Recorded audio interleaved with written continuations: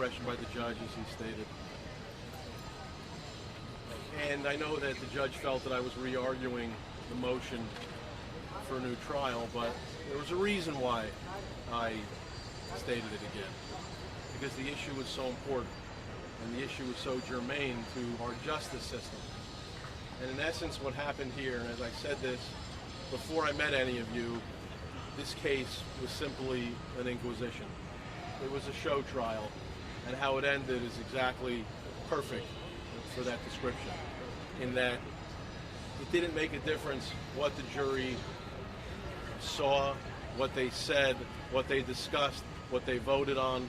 At the end of the day, all that mattered was the government's evidence, no matter how flawed it may have been, no matter how many lunatics and sociopaths and psychopaths that it depended on. All that mattered was the evidence, and the jury be damned.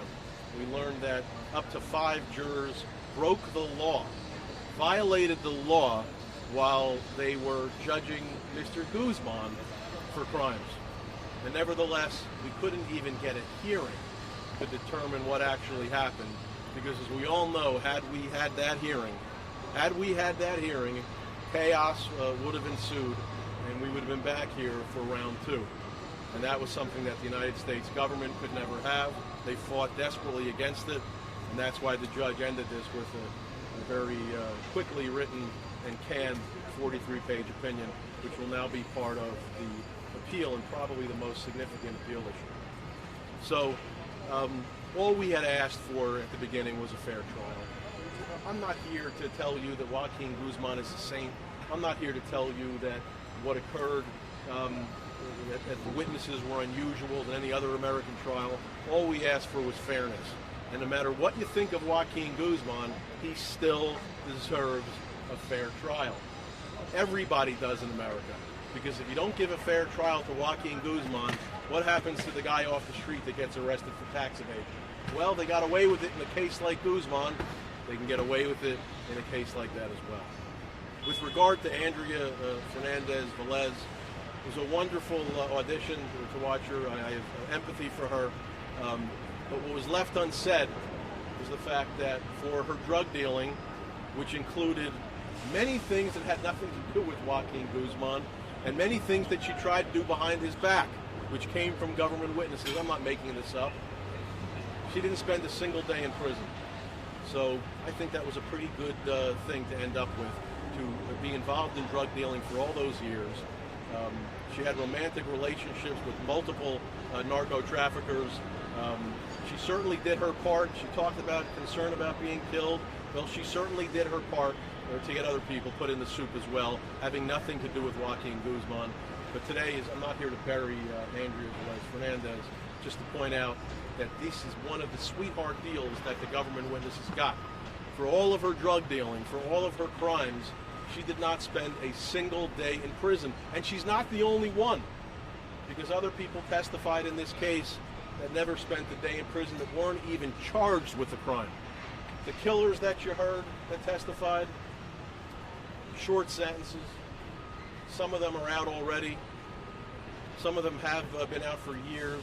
Others are getting out soon. And they're all going to be here. They're all going to be here. We're not getting the best from Mexico. We're not getting the best from Colombia. We're not getting their best. They're here. They're going to get citizenship, and they're going to be walking amongst you. Remember that. All to get Joaquin Guzman. Could they have gotten Joaquin Guzman without every single one of them that they made these deals with? Of course they could have, but it might have taken more of an effort, and it might have put a conviction more at risk. So with that, I appreciate all of you coming. You guys worked very hard. I apologize to all of you that have been here since last night, but it's not my fault. If you have any questions? Well, I think Joaquin wanted to finally have his piece. He wanted to say it. He wanted to get out what was on his chest. This is a guy that had an exemplary behavior in the most crushing of circumstances and conditions. We heard about some financial defendant who tried to choke a prosecutor during his trial a couple of months ago. Joaquin Guzman behaved like a gentleman. He respects the American justice system. That's why I'm bringing this up. But all he wanted, and he said to me from day one, is I just want a fair trial.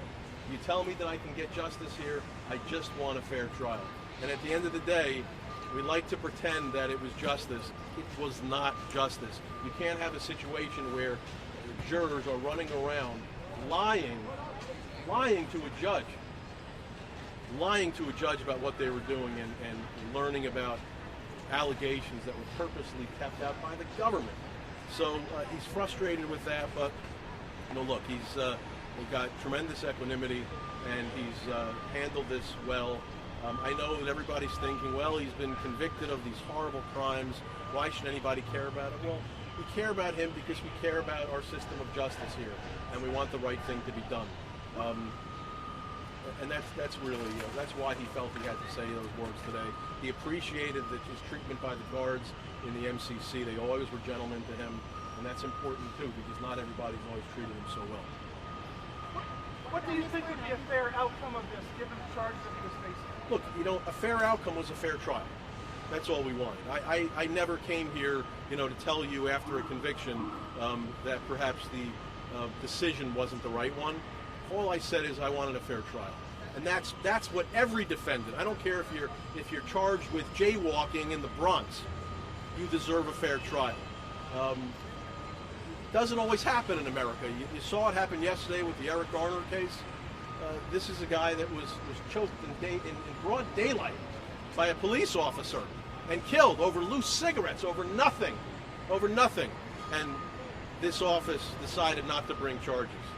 So you'll forgive me if I don't have the utmost respect for how they handled this case and their desperate efforts to avoid a hearing. All we want is justice. That's all we want. That's all anybody wants when they come into these hallowed grounds. And that's exactly what we should expect.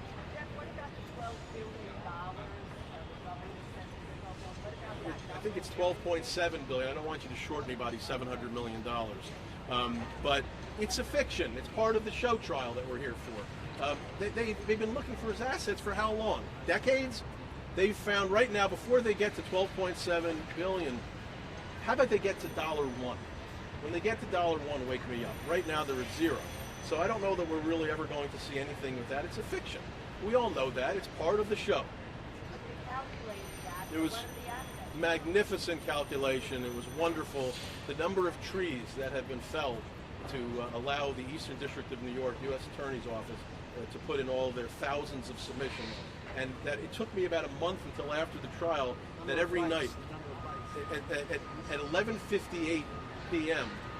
every night now for a month after the trial, I'd wake up in a cold sweat because I was waiting for the 60-page submission that would come every single night like clockwork.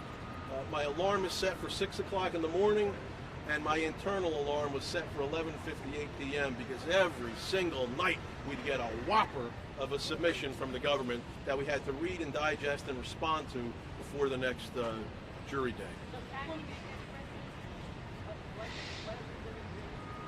If there's no assets, I don't know, maybe he could write an IOU. If there's no assets, there's nothing to pay. The government knows this. It's procedural.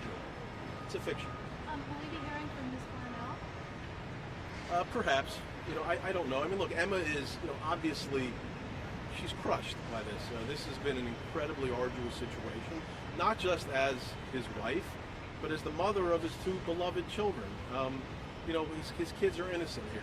And this has been an incredibly compellingly difficult thing for them. They have to see their father in a very small, locked room where they don't get to have any physical contact. The kids are not allowed to hug their father. Look, and I don't want to suggest for a second that I don't understand some of the government's security measures, but these are, little girls that just want to hug their father, and they're denied that opportunity, and have not hugged him in years. What about Appeals being filed. Here's the walking and talking embodiment of the appeal. Mark Furnish will be handling the appeal. And there are significant issues here relating obviously to the motion for a new trial, the extradition issues, the curtailment of cross-examinations that I've never, in a case in 28 years of practice, have I ever been curtailed as much as I was in this case. But I understand, I get it. This was an inquisition, this was a show. We needed to show the world that we do things better here in America in terms of the justice system. You saw it yesterday with the Garner case, and again, I would say you saw it today with the Chapo Guzman case. It's not always better. We're not always exceptional. We're the best in the world, but we're not always exceptional. Any other questions?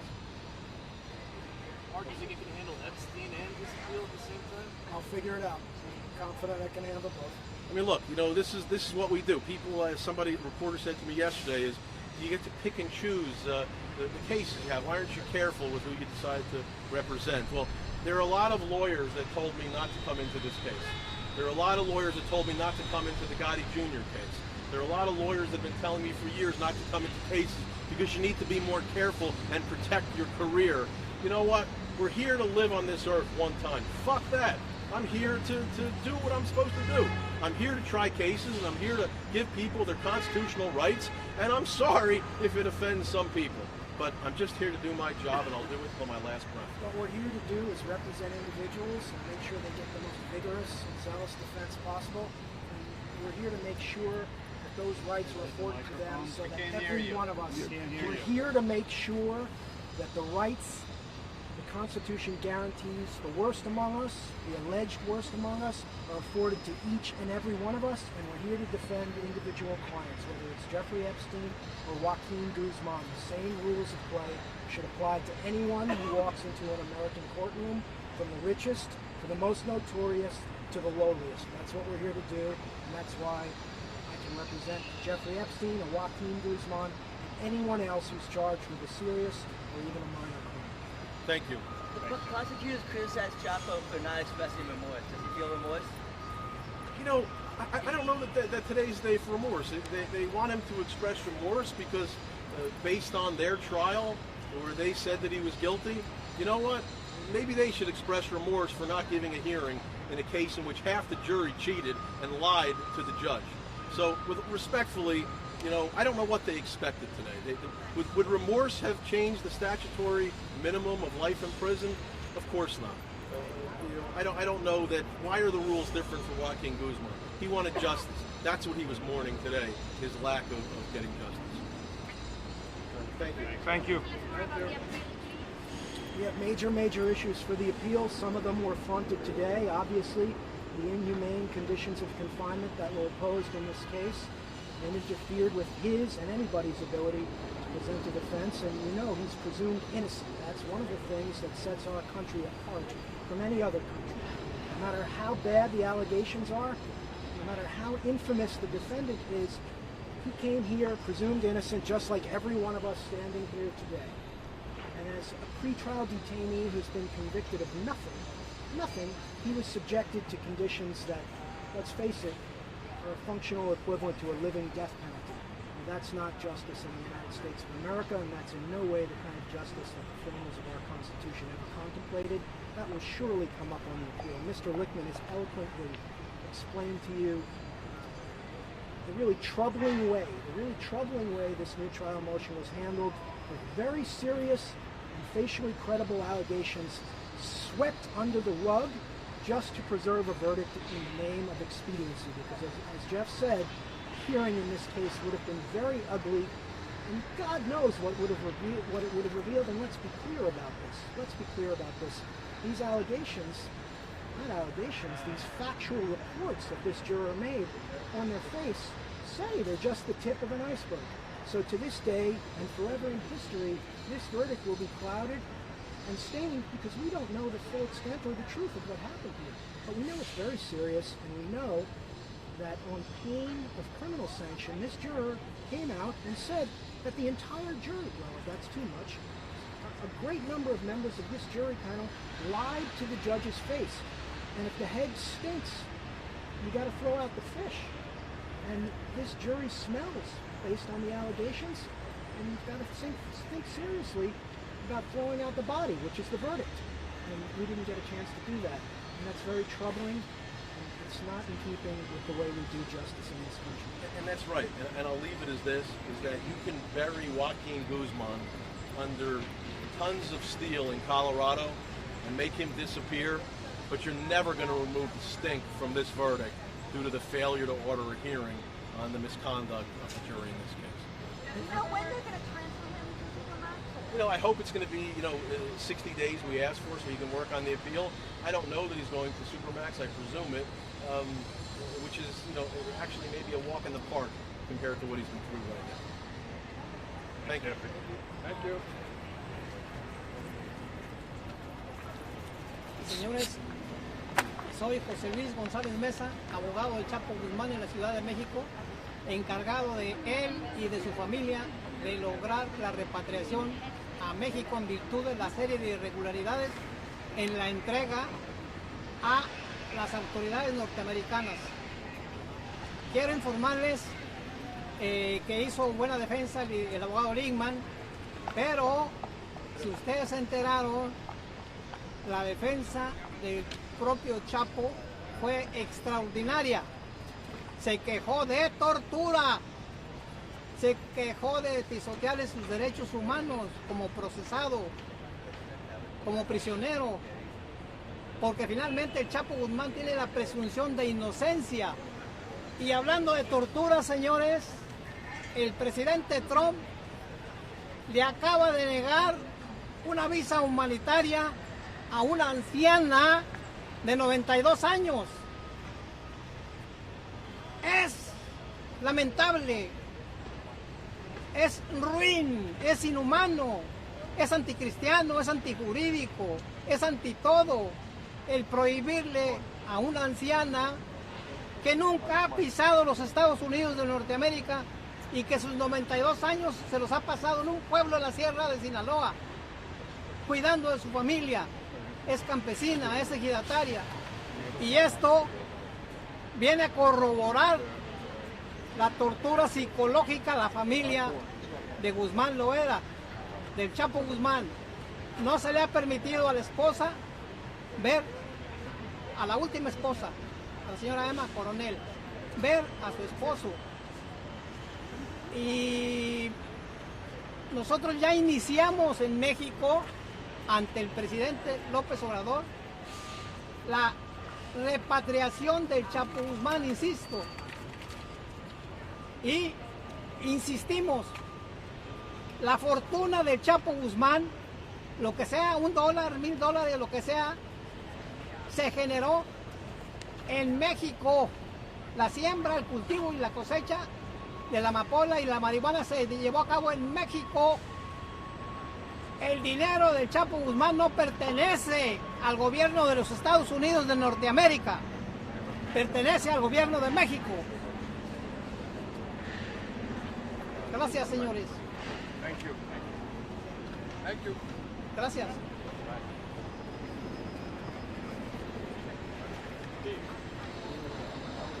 Everybody needs to be behind the barriers now. Everyone. Everyone needs to be behind the barriers. You can't wait here. You have to be behind the barriers. Everyone has, no exceptions. Everyone has to get up and move behind the barriers now.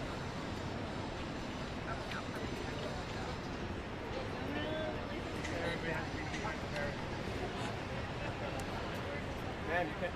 Every Saturday has to be clear. You know, this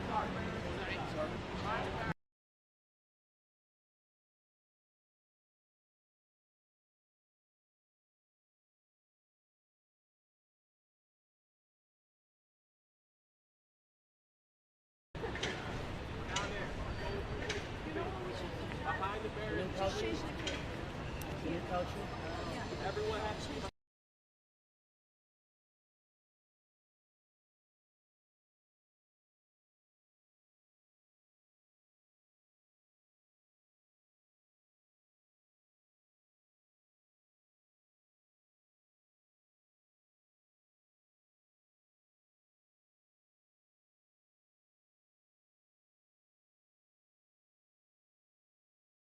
made, and then that'll be it.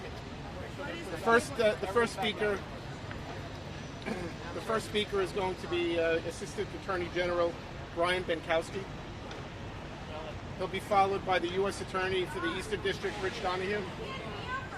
I'm just telling them who the speakers are. You have the email already. The U.S. Attorney from the Eastern District will be followed by the U.S. Attorney from the Southern District of Florida. After the U.S. Attorney from Florida, it'll be Angel Melendez, Homeland Security. followed by Tim Foley, the DEA, followed by Michael Driscoll, FBI. Tim Foley, you said that? Foley, Foley, Drug Enforcement Administration, And then Associate Special Agent in charge.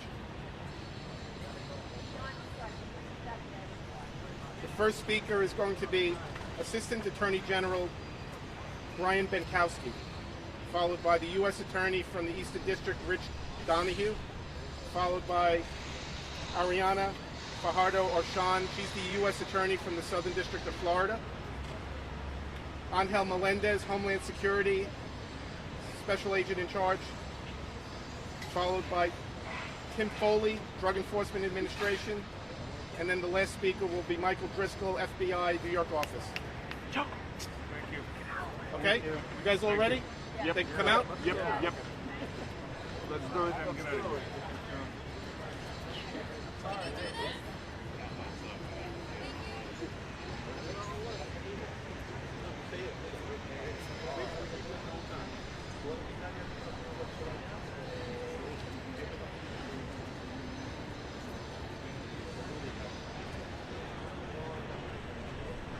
Oh, nice.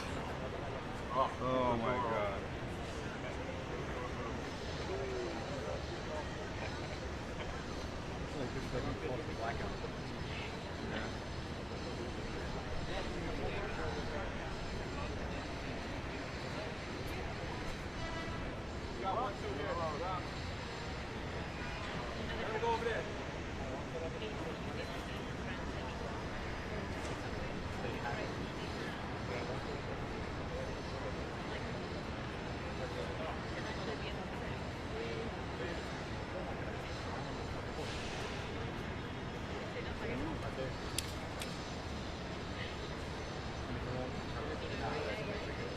All right. What's up, guys?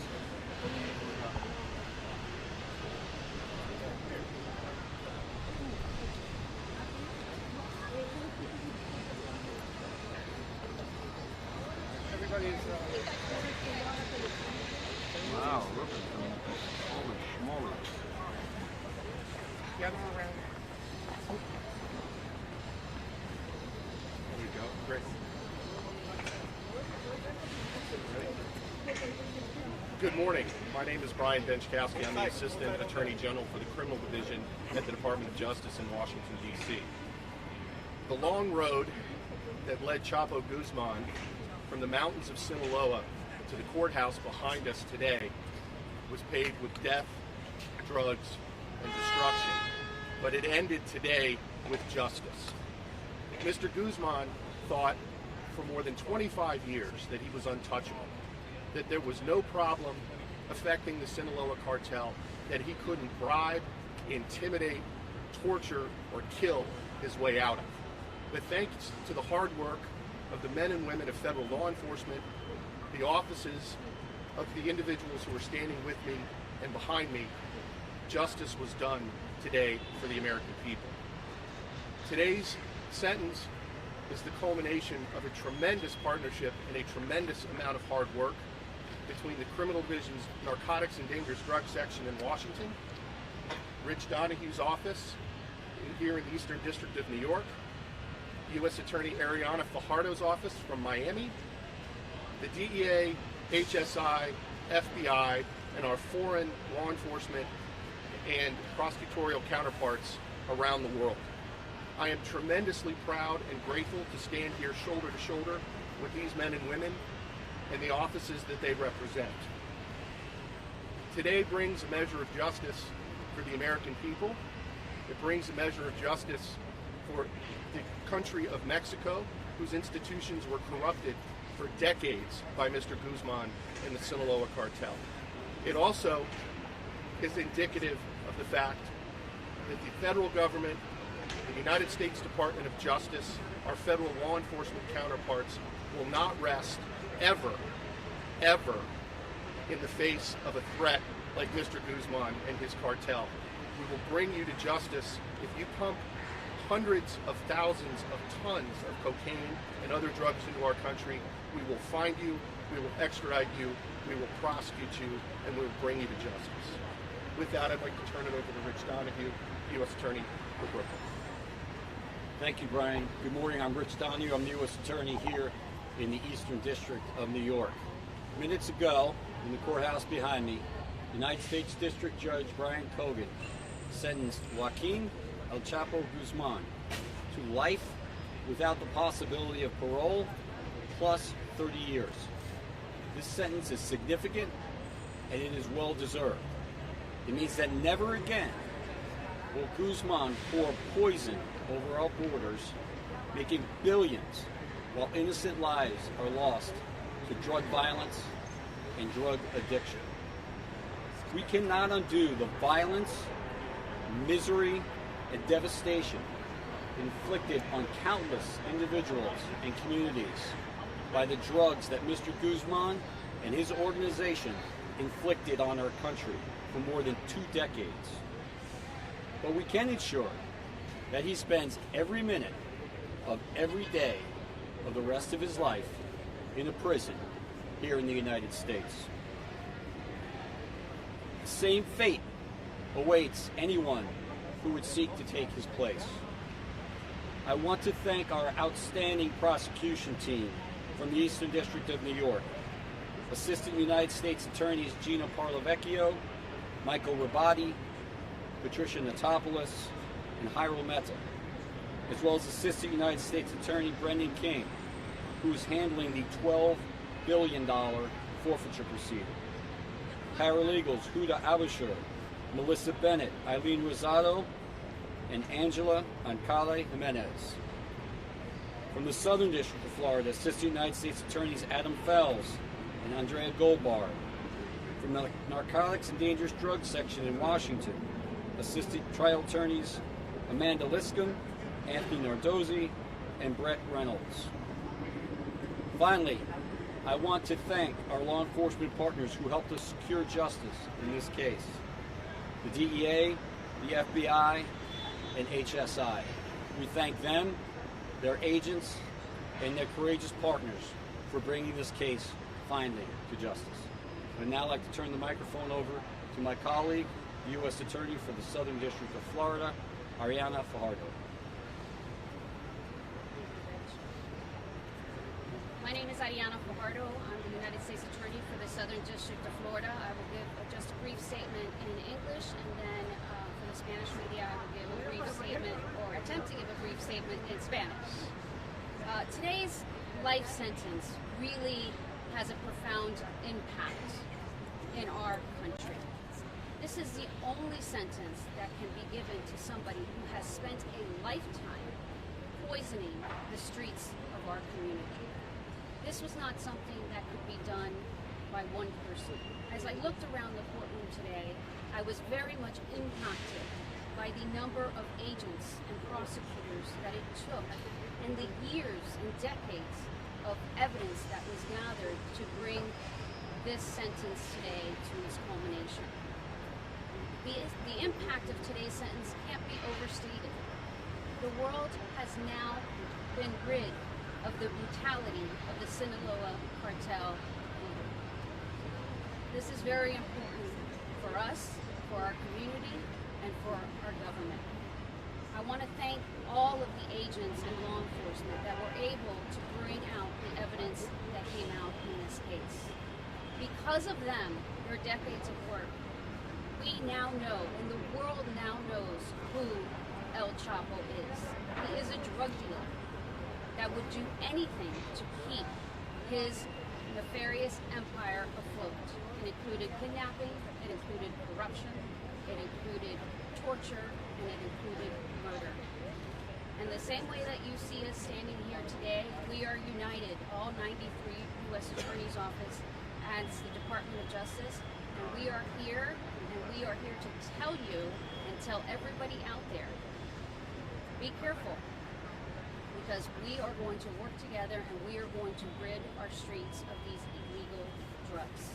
It may be one case at a time, but we are not done working. Buenas tardes, mi nombre es Ariana Fajardo, yo soy el fiscal federal del Distrito Sur de la Florida. Hoy el juez ha condenado a Joaquín Guzmán, conocido como El Chapo, a una sentencia en que él va a pasar el resto de su vida en una cárcel. Esto es muy importante porque él ha envenenado las comunidades de muchos de este país, muchas comunidades en este país, y eso no lo vamos a aguantar. Hoy, con la sentencia y la condena que han puesto, nosotros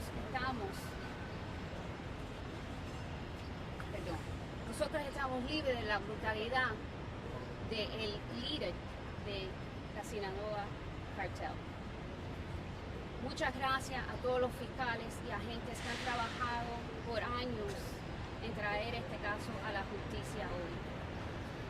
Y le decimos que nosotros, como el Departamento de Justicia, vamos a seguir trabajando para poder quitar todas las drogas de las calles de estas comunidades. No vamos a dejar que nadie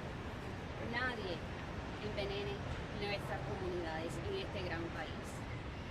Muchas gracias. En este momento llamo a Ángel Meléndez, I can help Angel Meléndez. Good afternoon. My name is Ángel Meléndez. I'm the Special Agent in Charge for Homeland Security Investigations here in New York. I'll make some brief comments in English and then brief comments in Spanish. I want to start off by saying it's done. The book on El Chapo Guzman is closed today with this life sentence. Now, when you look at the meaning of the sentence, it's a culmination of decades of investigating and working hard in collecting evidence to be able to eventually prosecute and convict this drug trafficker. There's two stories to this.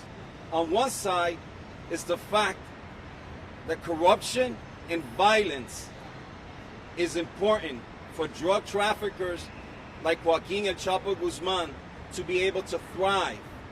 On the other hand, we see that the heroics of the special agents, the prosecutors, the detectives across borders who worked so hard for decades to be able to bring this man to justice and provide a voice and some type of justice to the many victims of his actions.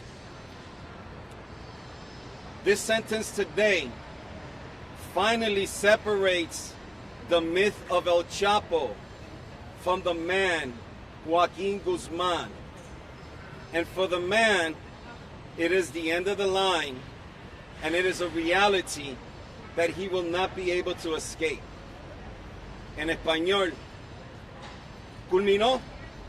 Cerramos el libro, el capítulo de Joaquín El Chapo Guzmán. Con la sentencia hoy, el señor Guzmán pasará el resto de sus días en una prisión federal aquí en los Estados Unidos. Con esta sentencia vemos que la corrupción y la violencia es necesaria para que personas como el Chapo Guzmán puedan llevar a cabo sus actividades delictivas por décadas. Pero también vemos el heroísmo de los agentes, de los fiscales, a través de todas las fronteras, que han trabajado por décadas para recopilar evidencia, para llevar a cabo esta sentencia hoy monumental e histórica. Porque el señor Guzmán pasará el resto de sus días en una prisión aquí en los Estados Unidos. Y con la sentencia se separa el mito del Chapo del hombre Joaquín Guzmán. Y para el hombre es el final de la cuerda. Y es una realidad de la cual no se podrá escapar. Thank you. And for now, my colleague from DEA, Tim Foley. Timothy Foley, Associate Special Agent in Charge, Drug Enforcement Administration. Joaquin Guzman, infamously called El Chapo, will be known in history as the most feared drug lord who built the Sinaloa cartel into the most violent, prolific, and powerful criminal organization in the world. Today should be marked in history as the day American and Mexican law enforcement closed the book on the reign of Chapo. I applaud our federal, state, local, and international partners for their incredible collaboration during the hunt for Guzman, his arrest, extradition, trial, conviction, and today's sentencing. DEA's Mexican law enforcement partners are national heroes. The Mexican Marines are responsible for flushing Chapo from his hideout in the mountains to his capture in Sinaloa, Mexico. It took Chapo a lifetime to build a drug empire, and now he will live the rest of his life in a U.S. security prison. This sentencing sets the stage for American and law enforcement to continue our efforts in dismantling the most prolific drug trafficking organizations in the world. Our collaborative work will be used as a model and solution to bringing to justice international drug traffickers whose poisons have left to the worst drug crisis in U.S. history. This is a message to drug syndicates. If we could put the most powerful traffickers in the world behind bars, anyone and everyone that breaks the law can and will be brought to justice. Again, I thank our partners here and in Mexico and throughout DEA worldwide for their diligent and brave work during this entire investigation. And now I'd like to turn over the mic to FBI Special Agent in Charge, Mike Driscoll. Good morning. My name is Mike Driscoll, Special Agent in Charge of the New York Criminal Division for the FBI. Today, after many years of waiting, the investigators of the FBI and the many law enforcement agencies represented here with me have witnessed a day that one of the most feared and dangerous drug traffickers in the world will spend the rest of his life in prison. Our country is battling a heart-wrenching and deadly epidemic from the types of drugs Guzman was convicted of trafficking across our borders. We want this case to serve as a warning. We are willing and capable to use whatever resources, to use every partnership available to go after the leaders of these cartels and make them pay for the damage they do to our country on a daily basis. I'm speaking today for the many FBI divisions, the many agents, analysts, employees that have put in tireless, endless days of work on this investigation, and to their foreign partners in Mexico and other locations that have contributed to this day. I cannot possibly sum it all up in one statement here, other than to say we are extraordinarily grateful for their efforts, and their efforts have gone to making our country a little bit safer today. Thank you for your time. All right, thank you, everybody.